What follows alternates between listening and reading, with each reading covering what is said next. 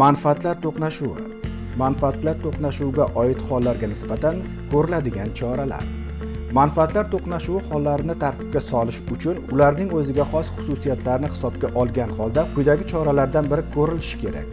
O'ziga nisbatan manfaatlar to'qnashuvi yuzaga kelgan rahbarning bevosita bo'ysunuvidagi davlat organi yoki boshqa tashkilot xodimini manfaatlar to'qnashuvi yuzaga kelmaydigan boshqa rahbarning bo'ysunuviga o'tkazish. Davlat organi yoki boshqa tashkilot xodimini manfaatlar to'qnashuvi yuzaga kelishi mumkin bo'lgan kollegial organ tarkibidan ixtiyoriy ravishda o'zini o'zi rad etish orqali yoki majburan chetlashtirish. Davlat organi yoki boshqa tashkilot xodimining lavozim majburiyatlari yoki xizmat vakolatlari doirasini qayta ko'rib chiqish.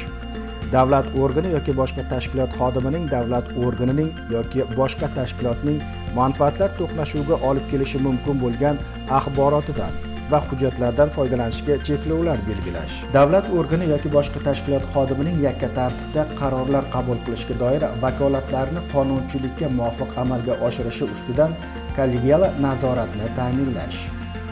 1707-90 kodi bilan 998-67-20, 71 kodi bilan 514-19-17, compliance_uzbekstil.uz, UMK _antikor-bot, O'zmedkombinat aksiyadorlik jamiyati ishonch liniyasi aloqa kanallari orqali compliance xizmatiga xabar bering.